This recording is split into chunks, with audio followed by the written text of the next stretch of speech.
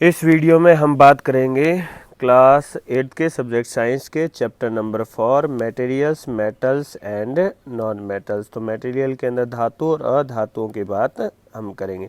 अपने जो प्रकृति है उस प्रकृति में यानी कि नेचर में या एनवायरनमेंट में अपने को अभी तक है वो टोटल ज्ञात एलिमेंट कितने हैं, तो वो अपने को पता है 118 एलिमेंट अभी तक अपने को पता है। और उन 118 एलिमेंट में से 92 जो एलिमेंट है वो नेचुरली ऑक्यूरिंग एलिमेंट है और बाकी एलिमेंट को मानव ने बनाया है, ह्यूमन ने बनाया है, हमने बनाया है। उन 92 नेचुरली ऑक्यूरिंग एलिमेंट में से मेटल्स और नॉन मेटल्स कितने हैं, तो 70 जो एलिमेंट है 70 एलिमेंट है वो कैसे हैं, मेटल्स है, और 22 एलिमेंट है वो कैसे हैं, नॉन मेटल है। तो out of 92 naturally occurring elements, 70 are metals and about 22 are non-metals. Some elements show property of both metals and non-metals. They are called metalloid. कुछ एलिमेंट ऐसे हैं जो कि मेटल्स और नॉन मेटल्स उन दोनों की प्रॉपर्टी शो करते हैं और इसलिए उनको क्या कहा जाता है, मेटलॉइड कहा जाता है। Only some metal like gold, silver and platinum are found in the free state. कुछ ही मेटल है जो फ्री स्टेट में पाई जाती है, जैसे गोल्ड है, सिल्वर है, प्लेटिनम है, ये फ्री स्टेट में पाई जाती है, इसलिए इनको कहा जाता है नोबल मेटल्स। इनको नोबल मेटल्स भी कहा जाता है क्योंकि ये लेस रिएक्टिव होती है, किसी से रिएक्शन नहीं करती और फ्री स्टेट में पाई जाती हैं। Most metals are found in the combined states as oxide, sulfide, carbonate, silicates। तो ज़्यादातर जो मेटल्स है वो किस स्टेट में पाई जाती है, उनके कंबाइंड स्टेट में पाई जाती है, यानी कि ऑक्साइड के रूप में पाई जाती है। ऑक्साइड के रूप में जैसे ये हो गया जिंक ऑक्साइड ZnO, तो ये ऑक्साइड के रूप में पाई गई है, या फिर सल्फाइड के रूप में भी पाई जा सकती है, लेड सल्फाइड PbS, ये लेड सल्फाइड के रूप में भी पाई जा सकती है, या फिर कार्बोनेट के रूप में भी पाई जा सकती है, जैसे CaCO3, तो ये कैल्शियम कार्बोनेट और कार्बोनेट के रूप में भी पाई जा सकती है। Some non-metals are found in the free state like helium, neon, argon। कुछ नॉन मेटल है वो भी फ्री स्टेट में पाई जाती है, जैसे helium, neon, argon, krypton, xenon, radon. ये हीलियम है, ये एक सिंबल है हीलियम का, He से लिखा जाता है हीलियम को। जिंक का सिंबल होता है Zn, लेड का सिंबल होता है Pb और कैल्शियम का सिंबल क्या होता है, Ca। तो हीलियम, नियॉन, आर्गन, ये सारे के सारे सिंबल है। एनी नियॉन का है, आर्गन का Ar है, ये फ्री स्टेट में पाई जाती है, इसलिए इनको नोबल गैसेज भी कहा जाता है। And some are found in free and combined state like sulphur, phosphorus. कुछ फ्री और कंबाइंड स्टेट में भी पाए जाते हैं, जैसे सल्फर है, फास्फोरस है। नेक्स्ट आ जाता है मेटलर्जी। तो मेटलर्जी क्या है, मेटलर्जी एक साइंस की ब्रांच है जिसमें हम मेटल है उनके एक्सट्रैक्शन और उनके प्यूरिफिकेशन के बारे में अध्ययन करते हैं, स्टडी करते हैं, उसे क्या कहा जाता है, मेटलर्जी कहा जाता है। तो metallurgy is a science of extraction of metal from their ore and their purification. Metals को उनके ओर से एक्सट्रैक्ट करके और उनके प्यूरिफिकेशन की जो स्टडी की जाती है जिस साइंस की ब्रांच में, उसे क्या कहा जाता है, तो उसे कहा जाता है मेटलर्जी। अब आ जाता है मिनरल्स।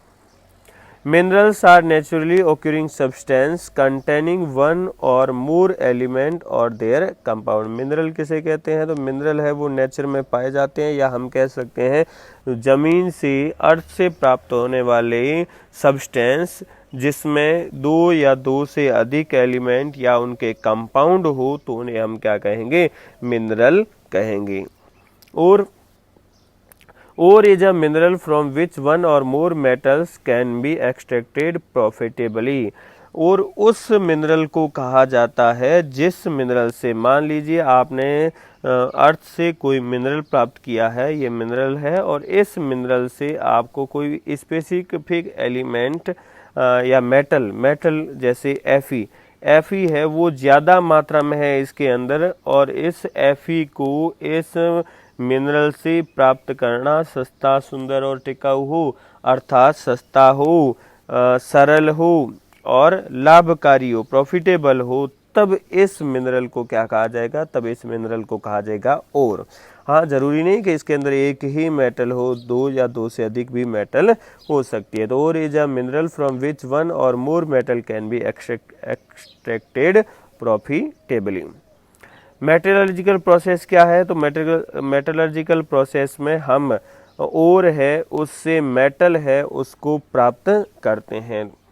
तो metallurgy process consist of 3 main step, इसके अंदर 3 मेन स्टेप है। They are concentration of the ore का कंसंट्रेशन करना, फिर नेक्स्ट आ जाता है दूसरा रिडक्शन और तीसरा आ जाता है रिफाइनिंग। फर्स्ट आ जाता है concentration of the ore. Concentration of the ore is the removal of impurities from the ओर।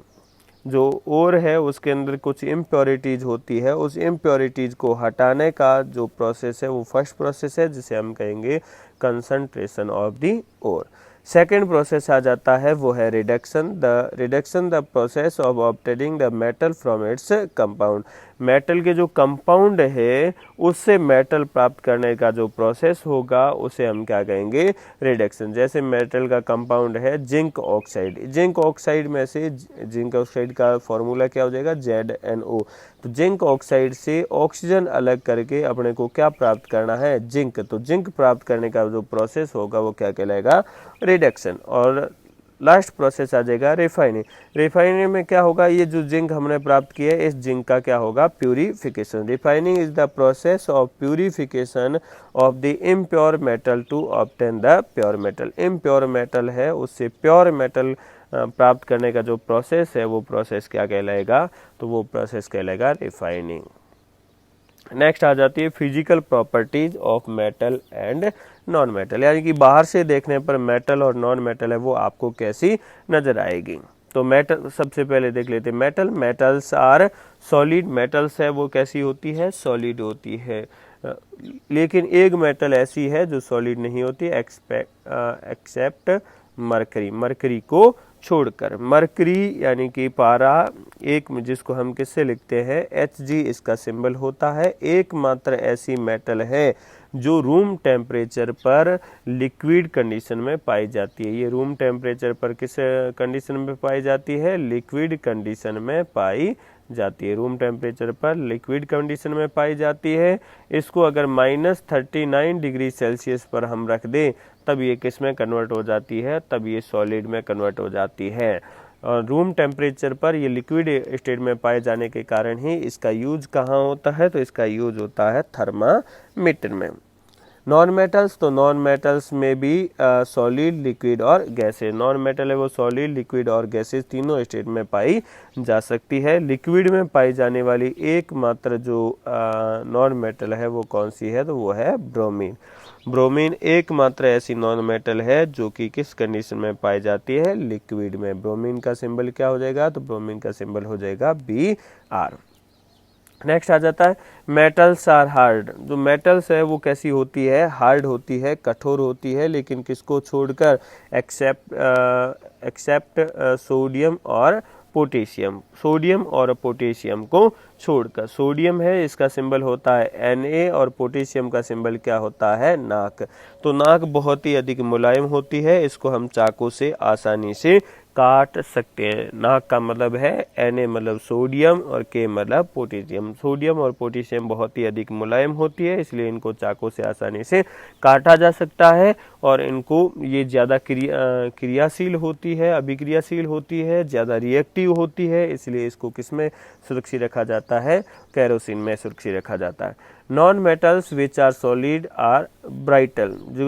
लेकिन जो नॉन मेटल होती है जो कि सॉलिड है वो ब्राइटल होती है, भंगुर होती है, यानी कि वो ज़्यादा हार्ड नहीं होती। लेकिन डायमंड है वो इसका अपवाद है। Diamond is the hardest. Diamond है वो इस प्रकृति में पाया जाने वाला, नेचर में पाया जाने वाला सबसे हार्ड पदार्थ है। ये इतना हार्ड है कि इसके ऊपर हथौड़ा मारोगे तो हथौड़ा टूट जाएगा, लेकिन इसको कुछ भी नहीं होगा, ये इतना हार्ड है। नेक्स्ट आ जाता है मेटल्स है वो मेटेलिक लस्टर। मेटल्स है उसमें मेटेलिक चमक पाई जाती है, यानी कि वो चमकीले होते हैं, जबकि non metals do not have lustre. Non metals है वो उनमें लस्टर नहीं होती, उनमें चमक नहीं पाई जाती। सम हैव द लस्टर, कुछ में है वो चमक पाई जाती है लेकिन वो बहुत ही कम होती है। नेक्स्ट है metals have high melting point and boiling point. Metals है उनको लिक्विड ठोस से यानी कि सॉलिड से लिक्विड में कन्वर्ट करने के लिए, जो सॉलिड है उन सॉलिड से लिक्विड में कन्वर्ट करने के लिए आपको ज़्यादा टेम्परेचर देना पड़ेगा। किसी भी सब्सटेंस है उसको सॉलिड से लिक्विड में कन्वर्ट करने के लिए जो टेम्परेचर देना पड़ता है उस टेम्परेचर को हम मेल्टिंग पॉइंट कहते हैं। तो जो मेटल्स होते हैं उनकी मेल्टिंग पॉइंट बहुत ही हाई होता है, जबकि नॉन मेटल्स है उनका मेल्टिंग पॉइंट कैसा होता है, लो होता है। नेक्स्ट आ जाता है मेटल्स आर मेलिएबल। मेटल्स है वो कैसे होते हैं, मेलिएबल होते हैं, अर्थात उनको हथौड़े से पीट कर आप पतली चद्दर में परिवर्तित कर सकते हैं। Can be made into thin sheets. जबकि नॉन मेटल्स है वो मेलिएबल नहीं होते, नॉन मेटल्स है वो मेलिएबल नहीं होती, अर्थात उनको हथौड़े से पीटोगे तो वो टूट जाएंगे, वो ब्रिटल होते हैं, वो भंगुर होते हैं।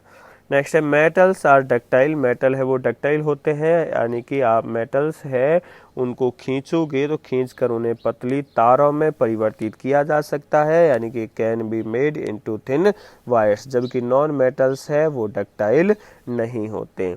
Metals are good conductor of heat and electricity. Metals है वो हीट और इलेक्ट्रिसिटी के बहुत ही अच्छे कंडक्टर होते हैं। सबसे अच्छा कंडक्टर है वो है सिल्वर, जिसका सिंबल होता है Ag। और सिल्वर के बाद जो कंडक्टर होता है वो है कॉपर, जिसका सिंबल होता है Cu।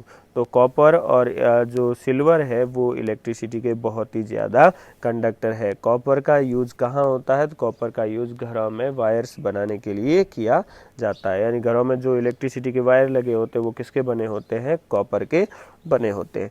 Non metals are bad conductor of heat and electricity. Non metals है वो हीट और इलेक्ट्रिसिटी के कंडक्टर नहीं होते हैं, लेकिन ग्रेफाइट है वो एकमात्र ऐसी नॉन मेटल है जो इलेक्ट्रिसिटी की क्या होती है, कंडक्टर आता है, जिसमें करंट फ्लो करता है। मेटल्स है उसमें तो करंट फ्लो करता है, नॉन मेटल में करंट फ्लो नहीं करता, यानी कि वो बैड कंडक्टर होते हैं, लेकिन ग्रेफाइट है वो क्या होता है, conductor. Metals are sonorous. Metals है वो क्या प्रोड्यूस करते हैं, साउंड प्रोड्यूस करते हैं, प्रोड्यूस साउंड, यानी कि वो सोनोरस होते हैं, जबकि नॉन मेटल्स है वो सोनोरस नहीं होते, अर्थात वो साउंड प्रोड्यूस नहीं करते। अब आ जाती है chemical properties of metals and non metal. अभी जो हमने प्रॉपर्टी पढ़ी थी वो थी फिजिकल प्रॉपर्टी, बाहर से देखने पर वो मेटल्स और नॉन मेटल्स अपने को कैसे नज़र आते हैं। अब आ जाता है केमिकल प्रॉपर्टीज। केमिकल प्रॉपर्टीज में फर्स्ट प्रॉपर्टी आ जाती है रिएक्शन विथ ऑक्सीजन। ऑक्सीजन के साथ रिएक्शन करने पर क्या होता है, metals react with oxygen to form metallic oxide. Metals है उनकी रिएक्शन जब ऑक्सीजन के साथ होती है तो वो क्या बनाते हैं, मेटेलिक ऑक्साइड बनाते हैं। मेटल की रिएक्शन जब ऑक्सीजन से होती है तो वो क्या बनाते हैं, मेटेलिक ऑक्साइड बनाते हैं। These oxide are basic oxide. और जो ये ऑक्साइड बनते हैं इनका नेचर कैसा होता है, बेसिक होता है। बेसिक का मतलब है कि ये रेड लिटमस को किसमें कन्वर्ट कर देंगे, तो ये रेड को कन्वर्ट कर देंगे ब्लू में, अर्थात इनका जो नेचर हो जाएगा वो नेचर कैसा हो जाएगा, basic. Because they react with water to form base. अब इनका नेचर है वो बेसिक क्यों होता है, क्योंकि जब ये वाटर के साथ रिएक्ट करते हैं तो ये किसका फॉर्मेशन करते हैं, बेस का। एग्जाम्पल के लिए जब हम मैग्नीशियम है उस मैग्नीशियम रिबन को एयर के अंदर बर्न करते हैं तो क्या बनता है, मैग्नीशियम ऑक्साइड। ये मैग्नीशियम है, इसको ऑक्सीजन के साथ बर्न किया तो क्या बन गया, मैग्नीशियम ऑक्साइड। और जब मैग्नीशियम ऑक्साइड है उसकी रिएक्शन वाटर के साथ करवाई जाती है, magnesium reacts with water to form magnesium hydroxide. तो मैग्नीशियम ऑक्साइड है उसकी रिएक्शन वाटर के साथ होते ही क्या बन जाता है, मैग्नीशियम हाइड्रोक्साइड। मैग्नीशियम हाइड्रोक्साइड है ये एक बेस है, इसको मिल्क ऑफ मैग्नीशिया भी कहते हैं। नेक्स्ट है non metals react with oxygen to form non metallic oxide. Non metal है वो ऑक्सीजन के साथ रिएक्ट करके क्या बनाते हैं, नॉन मेटेलिक ऑक्साइड। ऑक्साइड बनाते हैं वो नॉन मेटेलिक ऑक्साइड होता है। जैसे ये नॉन मेटल है, इसकी जब रिएक्शन ऑक्सीजन के साथ होगी तो ऑक्सीजन के साथ रिएक्शन करने, कार्बन की रिएक्शन ऑक्सीजन के साथ करने पर क्या बन जाएगा, कार्बन डाइऑक्साइड। तो ये carbon dioxide non metallic oxide है। These oxides are acidic oxide. इन ऑक्साइड का नेचर कैसा होता है, तो इन ऑक्साइड का नेचर एसिडिक होता है, यानी कि ये ब्लू लिटमस को किस में कन्वर्ट कर देंगे, तो ब्लू लिटमस को ये रेड में कन्वर्ट कर देंगे। Because they react with water to form acid. अब इनका जो नेचर एसिडिक क्यों होता है, क्योंकि जब ये वाटर के साथ रिएक्ट करते हैं तो क्या बनाते हैं, ये एसिड फॉर्म करते हैं। जैसे sulphur burn in air to form sulphur dioxide. जब सल्फर है उसको एयर के साथ बर्न किया जाता है तब ये क्या बनाता है, ये सल्फर डाइऑक्साइड। ये सल्फर डाइऑक्साइड है। Sulphur dioxide react with water to form sulphuric acid. और सल्फर डाइऑक्साइड है जब वाटर के साथ रिएक्ट करता है तो क्या बना देता है, सल्फ्यूरस ऑक्साइड, सल्फ्यूरस एसिड है वो बना देता है। नेक्स्ट आ जाता है रिएक्शन विथ वाटर। वाटर के साथ रिएक्शन करने पर क्या होता है, metal reacts with water to form metal hydroxide. Metal जब वाटर के साथ रिएक्ट करती है तो क्या बनाती है, मेटल हाइड्रोक्साइड, और क्या बनाती है, हाइड्रोजन। जैसे एग्जांपल के sodium react with water to form sodium hydroxide and hydrogen. जब सोडियम है उसकी रिएक्शन हम वाटर के साथ करवाते हैं तो क्या बन जाता है, सोडियम हाइड्रोक्साइड, और साथ में कौन सी गैस रिलीज हो जाती है, हाइड्रोजन गैस है वो रिलीज हो जाती है। उसी तरह magnesium react with water to form magnesium hydroxide. उसी तरह वाटर के साथ जब मैग्नीशियम की रिएक्शन करवाई जाती है तो क्या बन जाता है, मैग्नीशियम हाइड्रोक्साइड, और क्या फ्री हो जाती है, हाइड्रोजन गैस। तो इसका मतलब है कि जब भी हम वाटर के साथ मेटल्स की रिएक्शन करवाएंगे तो क्या बनेगा, मेटल हाइड्रोक्साइड बनेगा, और साथ में कौन सी गैस रिलीज होगी, हाइड्रोजन। तो मैग्नीशियम प्लस के वाटर क्या बन जाएगा, मैग्नीशियम हाइड्रोक्साइड, और साथ में हाइड्रोजन गैस रिलीज होगी। Non metals do not react with water. Non metal है वो रिएक्ट नहीं करती वाटर के साथ, इसीलिए एक नॉन मेटल है फास्फोरस जो कि सबसे ज़्यादा रिएक्टिव होती है, जो कि एयर के साथ रिएक्शन कर लेती है, तो उसको किस में स्टोर करके रखा जाता है, वाटर में। क्यों, क्योंकि नॉन मेटल है वो वाटर के साथ रिएक्शन नहीं करते। थर्ड आ जाता है रिएक्शन विथ एसिड। एसिड के साथ रिएक्शन करने पर क्या होता है, तो metal react with acid to form metallic salt and hydrogen. जब मेटल्स है उनकी रिएक्शन करवाई जाती है एसिड के साथ तब क्या बन जाता है, मेटेलिक सॉल्ट बन जाता है, साथ में हाइड्रोजन गैस निकलती है। जैसे ये है Fe मतलब क्या है, तो Fe मतलब है आयरन। Fe की रिएक्शन जब हम करवा देते हैं H2SO4 से, H2SO4 मतलब सल्फ्यूरिक एसिड, ये एक एसिड है, इसके साथ रिएक्शन करवा देते हैं तो बन क्या जाता है, तो बन जाता है FeSO4। FeSO4 और साथ में कौन सी गैस रिलीज हो जाती है, हाइड्रोजन गैस। FeSO4 क्या है, तो फेरस सल्फेट है, ये एक मेटेलिक सॉल्ट है, साथ में हाइड्रोजन गैस बनती है। इस हाइड्रोजन गैस के पास अगर जलती हुई तीली लेके जाओगे तो ये पॉप की साउंड आएगी, यानी कि पॉप की ध्वनि के साथ ये जलती है, पॉप साउंड के साथ ये जलती है। एग्जाम्पल के लिए एक और देख लो, zinc reacts with water with dilute hydrochloric acid. Zinc है वो डाइल्यूट हाइड्रोक्लोरिक एसिड के साथ रिएक्ट करके क्या बना देगा, जिंक क्लोराइड, और कौन सी गैस रिलीज हो जाएगी, हाइड्रोजन गैस। जिंक है वो इस हाइड्रोक्लोरिक एसिड के साथ रिएक्ट करेगा तो बना देगा जिंक क्लोराइड, और साथ में गैस रिलीज हो जाएगी हाइड्रोजन।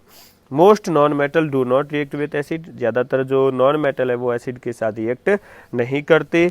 सब non metal like sulphur react with concentrated nitric acid. कुछ नॉन मेटल जैसे सल्फर है वो कंसनट्रेटेड नाइट्रिक एसिड के साथ रिएक्ट करके क्या बनाएगा, सल्फर डाइऑक्साइड, नाइट्रोजन डाइऑक्साइड और वाटर। जैसे ये सल्फर है, ये कंसनट्रेटेड नाइट्रिक एसिड के साथ उसने रिएक्ट किया तो बना दिया सल्फर डाइऑक्साइड, नाइट्रोजन डाइऑक्साइड, और साथ में क्या बन गया, वाटर। फिर है मेटल रिप्लेस मेटल। एक मेटल है वो दूसरी मेटल को क्या कर देती है, रिप्लेस कर देती है। कहाँ से करेगी रिप्लेस, उसके कंपाउंड से। जैसे किसी मेटल का कंपाउंड है, जैसे ये एक कंपाउंड है CuSO4, ये कॉपर का कंपाउंड है, कॉपर मेटल का कंपाउंड है, और इसे हम कहते हैं कॉपर सल्फेट। तो इस कॉपर सल्फेट के कंपाउंड में से कोई कॉपर को उसकी जगह से डिस्प्लेस कर दे, रिप्लेस कर देता है, तो ये एक रिएक्शन होती है जिसे हम डिस्प्लेसमेंट रिएक्शन भी कहते हैं। और कौन करेगा, तो जो मजबूत होगा वो कमज़ोर को क्या कर देता है, डिस्प्लेस कर देता है। जैसे आप एक चेयर पे बैठे हैं, आप इस बस की चेयर के ऊपर बैठे हैं, तभी आपसे कोई एक मजबूत व्यक्ति आया, हट्टा-कट्टा व्यक्ति आया और उसने आपको आपकी जगह से उठा दिया, आपको आपकी जगह से रिप्लेस कर दिया। उसी तरह मेटल है वो दूसरी मेटल को क्या कर देती है, रिप्लेस। तो कौन सी मेटल किसको रिप्लेस करेगी, जो ज़्यादा रिएक्टिव होती है वो कम रिएक्टिव मेटल को उसके कंपाउंड से क्या कर देगी, replace. A more reactive metal replace a less reactive metal from its salt solution या फिर इसके कंपाउंड से। जैसे एग्जाम्पल के लिए magnesium replace copper from copper sulphate solution to form magnesium sulphate and copper. क्या करता है, मैग्नीशियम है वो कॉपर सल्फेट को, मैग्नीशियम है वो ज़्यादा रिएक्टिव है, तो ये क्या करेगा, कॉपर सल्फेट को उस कॉपर सल्फेट में से कॉपर को डिस्प्लेस कर देगा, रिप्लेस कर देगा और क्या बना देगा, मैग्नीशियम सल्फेट और कॉपर है वो अलग हो जाएगी। उसी तरह zinc replace copper from copper sulphate solution to form zinc sulphate and copper. अगर कॉपर सल्फेट के सॉल्यूशन में जिंक को मिलाया जाता है तो जिंक भी कॉपर को क्या कर देती है, रिप्लेस कर देती है और उसकी जगह आ जाती है, क्या बना देती है, जिंक सल्फेट। सेम प्रोसेस इसमें भी होता है कि iron replace copper from copper sulphate solution to form iron sulphate and copper. Iron भी क्या करता है, कॉपर सल्फेट में से कॉपर को रिप्लेस कर देता है, डिस्प्लेस कर देता है। जब कॉपर सल्फेट के सॉल्यूशन में, कॉपर सल्फेट का सॉल्यूशन है वो ब्लू कलर का होता है, इस ब्लू कलर के सॉल्यूशन में जब आप ब्लेड डाल दोगे, ब्लेड मतलब आयरन डाल दोगे, तो उसका ब्लू कलर डिसअपीयर हो जाएगा। क्यों हो जाएगा, क्योंकि वहाँ पर क्या बन जाएगा, ferrous sulphate FeSO4 iron sulphate बन जाएगा और कॉपर है वो क्या हो जाएगी, रिप्लेस हो जाएगी। Based on the reactivity of metal, they can be arranged in the decreasing order of their activity। हमें कैसे पता चलेगा कि कौन सा मेटल है वो ज़्यादा रिएक्टिव है और कौन सा मेटल है वो लेस रिएक्टिव है। तो इसके लिए एक सीरीज बनाई गई है जिसको हम रिएक्टिविटी सीरीज कहते हैं। और रिएक्टिविटी सीरीज में क्या किया गया है, मेटल्स को अरेंज किया गया है उनके रिएक्टिविटी के डिक्रीजिंग ऑर्डर में। तो आ जाती है रिएक्टिविटी सीरीज ऑफ मेटल।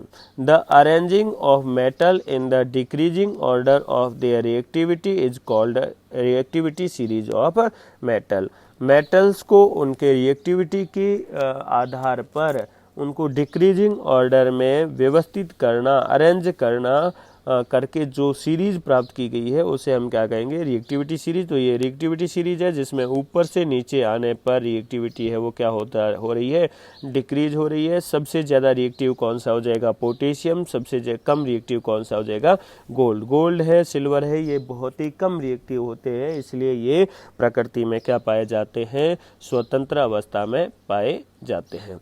ये भी रिएक्टिविटी सीरीज है जिसमें पोटेशियम है वो सबसे ज़्यादा रिएक्टिव है, पोटेशियम में वो सबसे ज़्यादा रिएक्टिव है। पोटेशियम के बाद सोडियम भी है वो सबसे ज़्यादा रिएक्टिव है। और सबसे कम रिएक्टिव कौन सा हो जाएगा, गोल्ड है, सिल्वर है।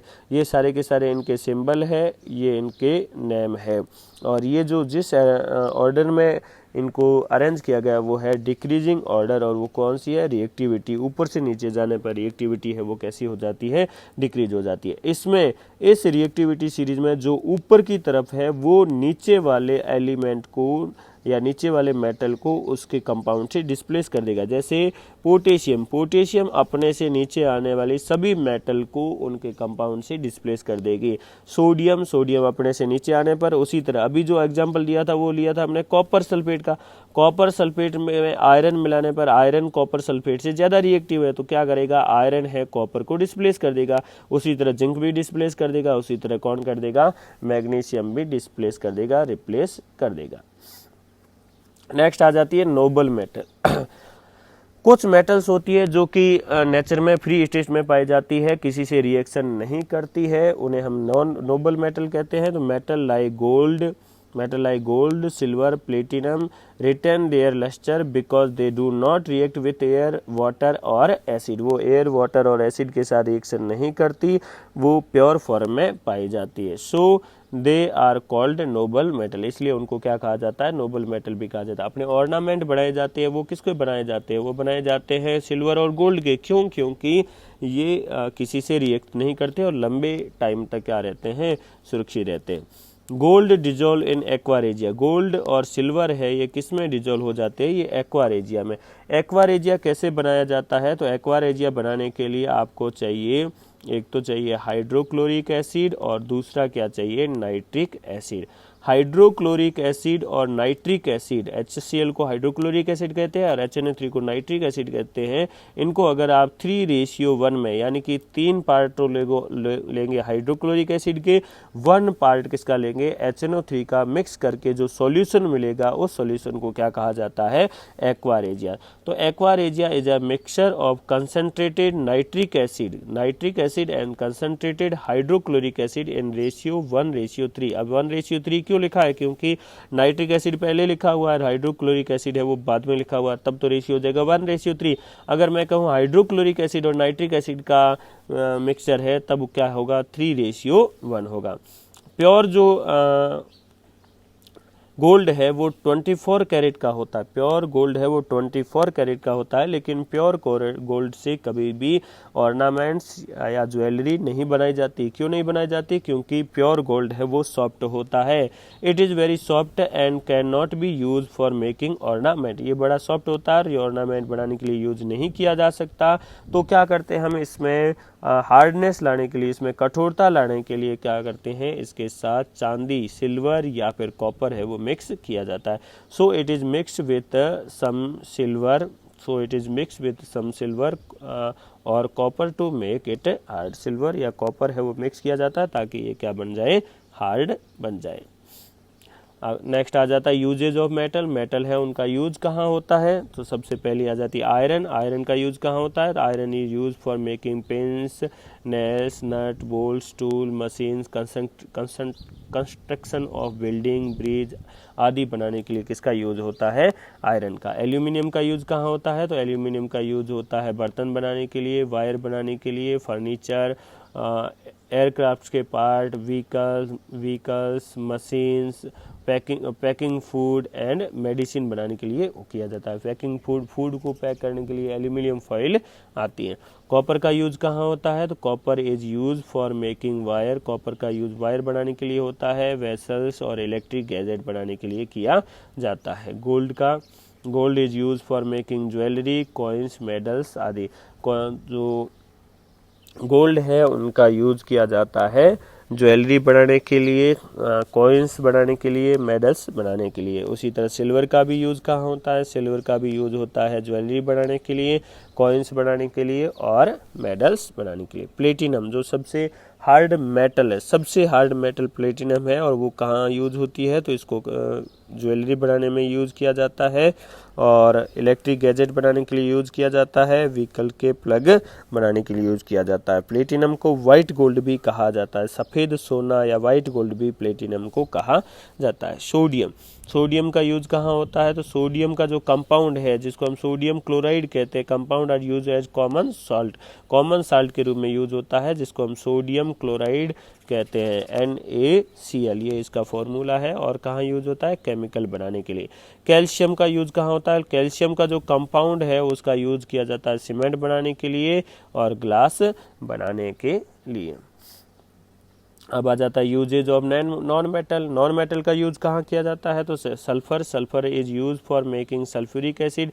सल्फर है उसका यूज कहाँ किया जाता है, सल्फ्यूरिक एसिड बनाने के लिए किया जाता है, जिसका फॉर्मूला होता है H2SO4। और सॉल्ट ऑफ मेटल, और मेटल के जो सॉल्ट है वो बनाने में किया जाता है। नेक्स्ट आ जाती है oxygen is use for respiration by living things.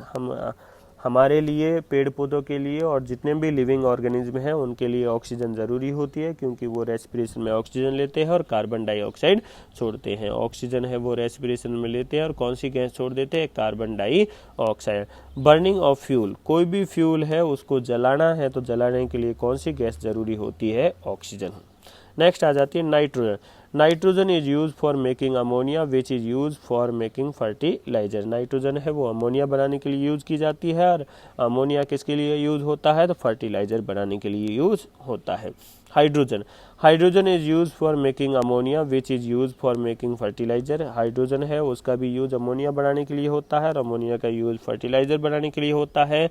और रॉकेट्स के अंदर फ्यूल के रूप में भी किसका यूज होता है, तो रॉकेट के अंदर फ्यूल के रूप में भी यूज होता है हाइड्रोजन का, और वेल्डिंग करने के लिए भी हाइड्रोजन का यूज होता है। नेक्स्ट आ जाती है chlorine. Chlorine is use to kill germs in water. Water purification के लिए या वाटर के अंदर जो जर्म्स है, बैक्टीरिया है, उनको मारने के लिए किसका यूज होता है, क्लोरीन का। Iodine, iodine is use as a tincture iodine which is an antiseptic. जब हमें लग जाती है तो उस घाव को धोने के लिए टिंचर आयोडीन का यूज किया जाता है, और वो टिंचर आयोडीन कैसा होता है, एंटीसेप्टिक होता है। अब आ जाता है एलॉय। एलॉय क्या है, जब दो या दो से अधिक मेटल्स या मेटल के साथ कोई नॉन मेटल है, उनको मिक्स किया जाता है, और मिक्स करके जो सब्सटेंस मिलता है उसे हम क्या कहेंगे, एलॉय कहेंगे। यानी कि हम है वो ए और बी है, इसको मिक्स करके हम क्या प्राप्त कर रहे हैं, इसको मिक्स करके अगर हम सी प्राप्त कर रहे हैं तो सी क्या कहलाएगा, सी एक एलॉय कहलाएगा। लेकिन हमने मिक्स क्यों किया,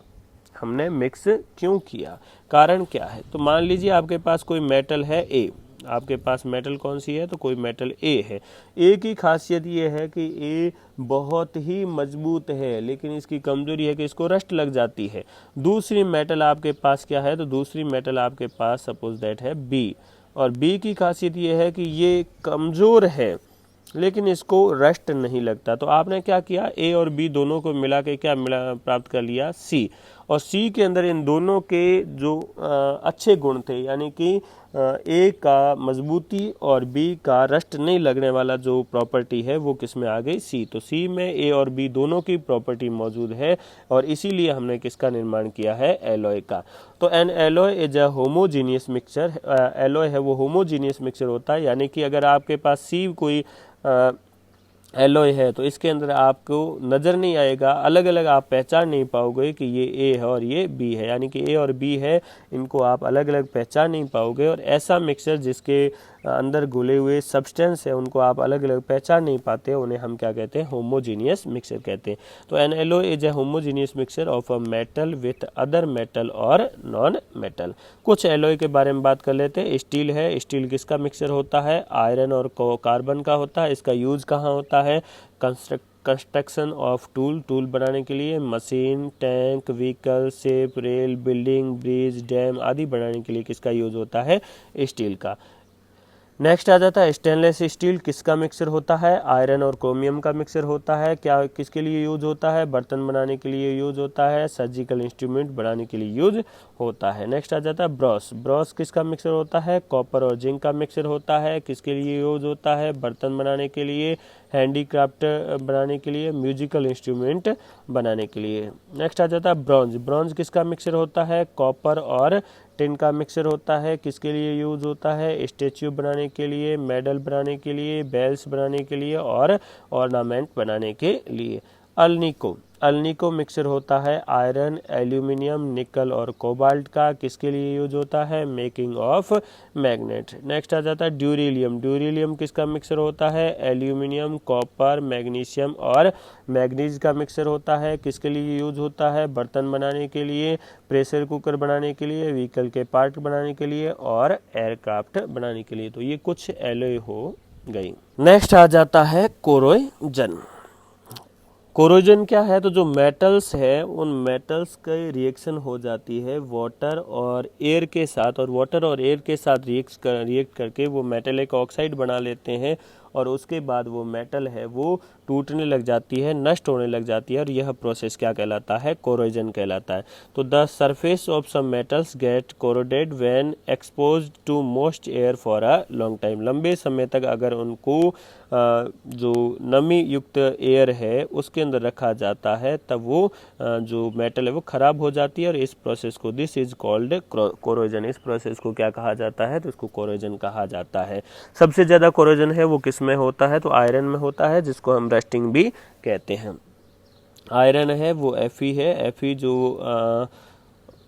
एयर है, एयर और वाटर इन दोनों के साथ रिएक्ट करके क्या बना लेती है? तो आयरन का ऑक्साइड बना लेती है, Fe2O3 बना लेती है, और इसी को हम क्या कहते हैं? इसी को हम रस्ट कहते हैं, और इसके कारण पूरा का पूरा आयरन है वो डिकम्पोज हो जाता है, नष्ट हो जाता है। अब कैसे रोक सकते हैं कोरोजन को? तो prevention of corrosion of metals. The corrosion of metal can be prevented by, corrosion of metal है उसको कैसे रोका जा सकता है? अप्लाइंग ऑयल और ग्रीस। हम क्या कर सकते हैं?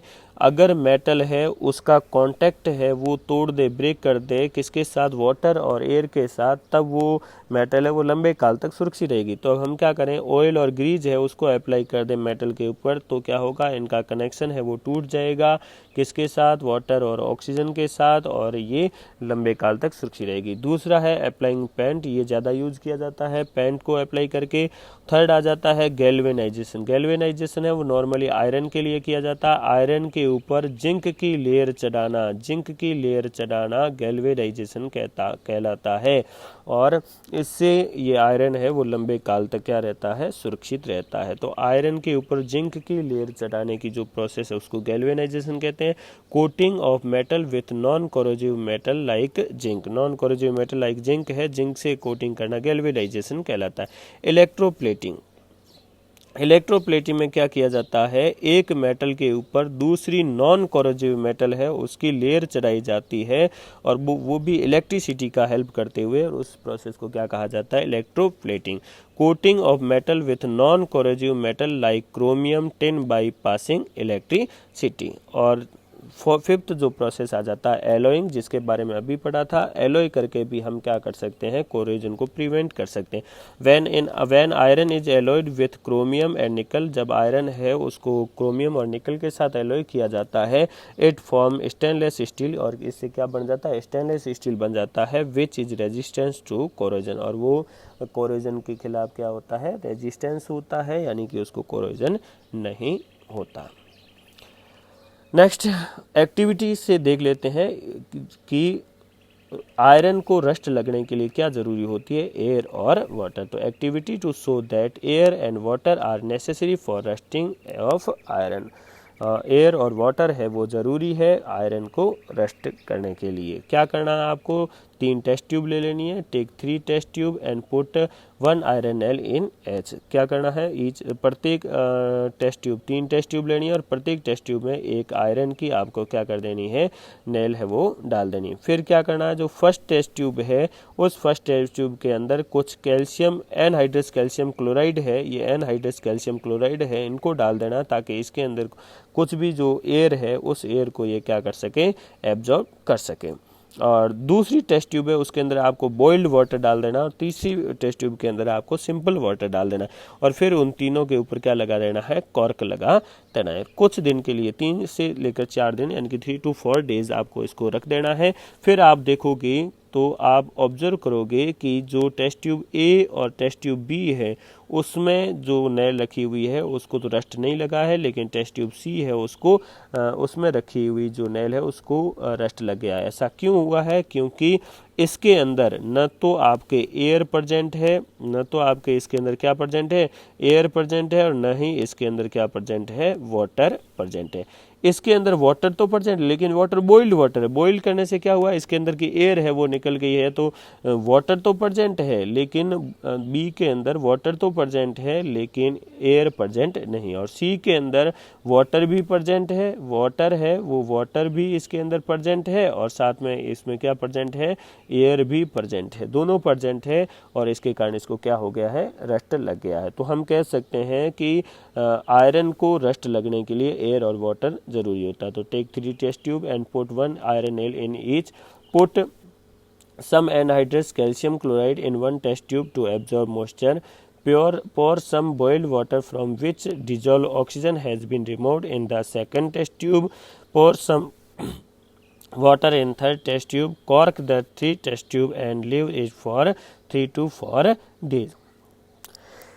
3 से 4 दिन तक इसको रख देना है. It is seen that the nail in the first and second test tube have not rusted.